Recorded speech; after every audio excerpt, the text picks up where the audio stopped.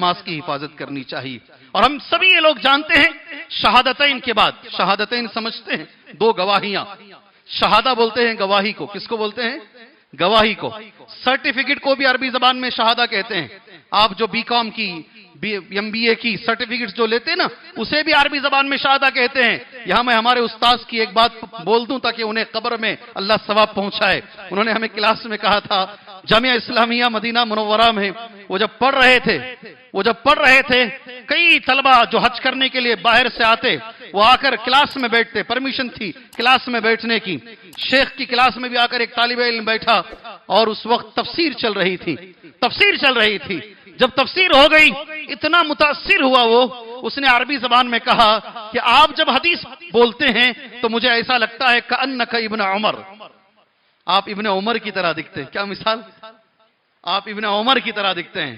اور جب آپ فقہی مسائل بیان کرتے ہیں کأنک ابن مسعود، آپ مجھے ابن مسعود کی طرح دکھتے ہیں۔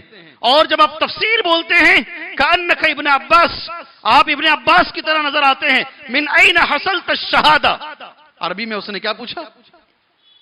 تم نے شہادہ کہاں سے حاصل کیا؟ سرٹیفکیٹ کون سے مدرسے کی ہے؟ کون سے مدرسے سے پڑھے ہیں آپ؟ اتنا اچھا درس دے رہے ہیں، من این حصلت الشہادہ۔ شیخ نے اسے جواب دیا، جی ہاں، شیخ نے کہا لیس عندی شہادہ الا شہادت ان لا الہ الا اللہ۔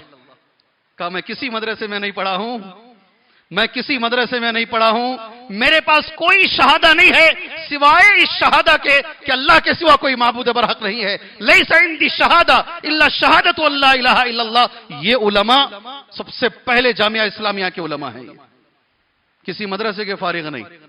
کسی مدرسے کے فارغ نہیں، سبحان اللہ۔ مگر علم کا سمندر آج بھی کوئی انہیں ٹکر نہیں دے سکتا ہے، سبحان اللہ۔ آج بھی ان کی کتاب، ان کی تخریج، ان کی تصحیح کتابوں میں لکھی جاتی۔ بہرحال ہمارا جو مضمون ہے